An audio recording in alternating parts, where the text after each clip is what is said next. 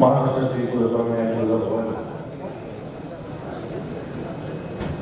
सह्याद्रीच्या कामगाराचा जगदीश्वराचे संस्थापक छत्रपती शिवाजी महाराज, हिंदू सम्राट शिवसेना प्रमुख श्रीमान बाळासाहेब ठाकरे यांना मानवंदना. आज या जनसंवादाच्या निमित्तानं आपल्याला उपस्थित असलेले शिवसेनेचे प्रमुख या महाराष्ट्राचे कुटुंब प्रमुख माननीय शिवसेना नेते ज्यांना आपण म्हणतो सौ राऊत, एक राऊत असे मान्य संजयजी राऊत आहेत. इथे उपस्थित बबनराव थोरात, खासदार संजयजी जाधव, आमदार राहुल पाटील, बबनराव थोरात, संजय देशमुख या जिल्हा प्रमुख, जयप्रकाशजी मुंदळा, ज्ञानेश पाटील आष्टीकर, सुभाजी वानखेडे, विनायकजी भिसे, एकनाथजी पवार, त्याप्रमाणे उपस्थित संतोषजी देवकर, जगन्नाथ देशमुख, उपस्थित सर्व व्यासपीठावरील सर्व मान्यवर, माता भगिनी आणि बांधव. मागच्या एक 8-10 दिवसापूर्वी ठीक आहे आमदार कोण आमदार यांनी आंदोलन केलं होतं, बरोबर हो का नाही? आंदोलन केलं होतं का नाही? कुठे केलं होतं? Collector office. सत्ता कोणाची राहतात? त्यांचीच आहे. आमच्या आम्ही जाऊन बसतो कलेक्टरच्या ऑफिसमध्ये. सत्ता असून सत्ताधारी पक्षाच्या आमदाराला कलेक्टरच्या ऑफिसमध्ये बसून आंदोलन करावं. तू हे बरोबर आहे? बरं, आंदोलन कोणाला केलं? कोणाला केलं? आणि तुम्हाला सांगा ना, संतोष बाबा काय केलं त्यांनी?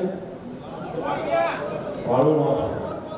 तर आता हे आम्ही सांगितलं का? मी त्यांच्याच त्यांनी सांगितलं का? सांगितलं वाळू माफिया म्हणून कोण सांगतो? वाळू माफिया सरकार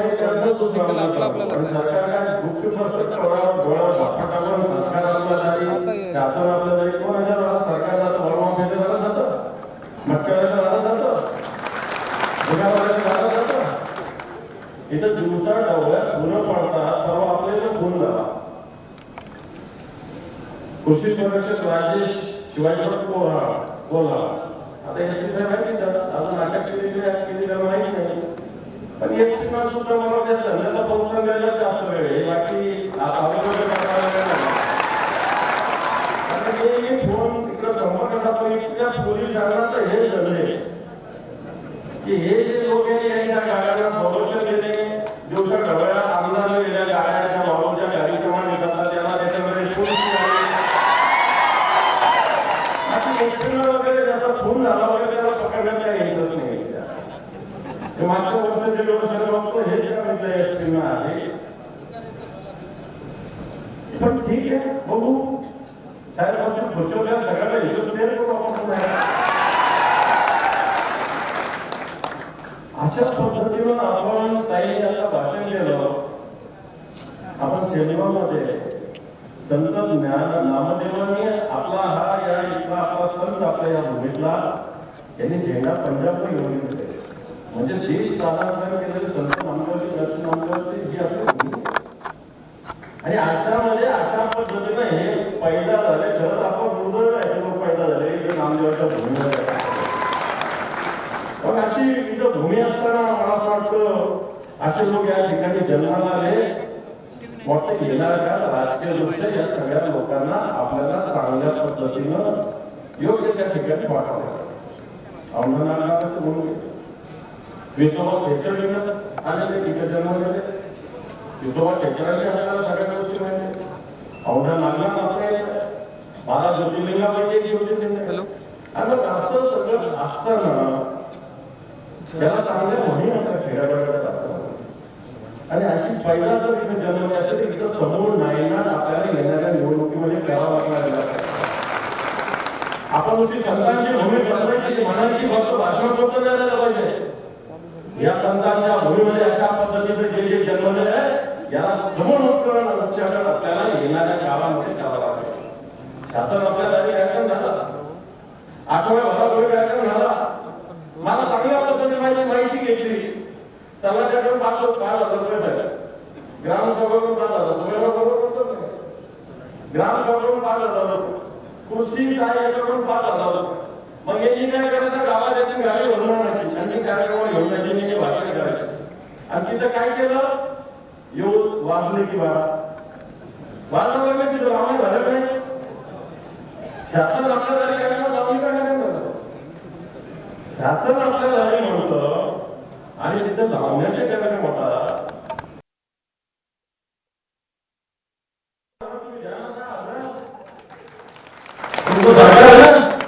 आता मग यायला का त्यावेळेस बोलायचं, तुमचं सरकार आल्यावर कोण घरात गुपचूप बसायचं. दंगेला आरक्षणाच्या पहिल्या मंत्रिमंडळाचा निर्णय आणि घेऊन गावामध्ये जाऊन सांगायचं.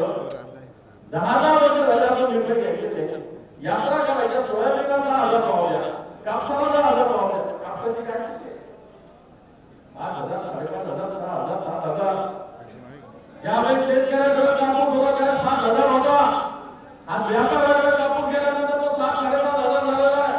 या कापसाचं आयातीचं धोरण चुकीचं आहे, या सोयाबीनचं धोरण चुकीचं आहे सरकारचं. या सगळ्या धोरणामध्ये या शेतकऱ्याला आवडलं जातं.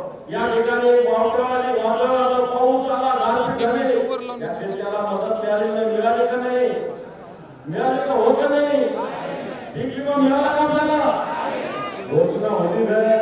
मोठ्या मोठ्या कंपन्याचे घरं भरले जातात, पण या शेतकऱ्याला हरवलं जातं. म्हणून अशा पद्धतीचं आज या राज्यामध्ये सरकार आहे.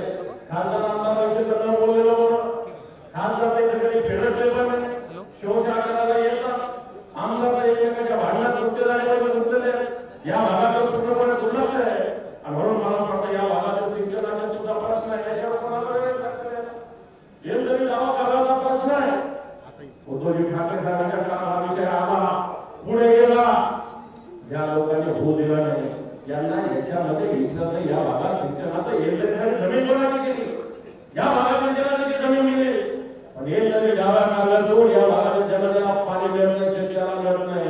आणि मला असं वाटतं येणाऱ्या काळामध्ये शिवसेनेचं सरकार उद्धवजी ठाकरे साहेबांच्या नेतृत्वात महाराष्ट्रात असेल, हे हक्काचं पाणी सुद्धा या शेतकऱ्याला मिळालं पाहिजे, ही सुद्धा भूमिका ठेवण्याचा आणि मानवामध्ये जास्त बोलत आहे. येणाऱ्या काळामध्ये परिवर्तन आहे. हे परिवर्तन या महाराष्ट्रात उद्धवजी ठाकरे साहेबांच्या नेतृत्वाखाली होणार. जे उद्धवजी ठाकरे साहेब यांनी फक्त 2.5 वर्षाची सत्ता या महाराष्ट्रात होती आणि या 2.5 वर्षामध्ये या देशाचे टॉप 5 मुख्यमंत्र्यांचं नाव सातत्यानं आलं, त्याचा साथ अभिमान असला. म्हणून येणाऱ्या काळाच्या नेतृत्वामध्ये निश्चित या भागातून शिवसेनेचा भगवा उद्धवजींच्या नेतृत्वाखाली दिल्लीत आपण येण्याचा संकल्प करूया. एवढं सांगतो. जय हिंद, जय महाराष्ट्र. एबीपी माझा, उघडा डोळे बघा नीट.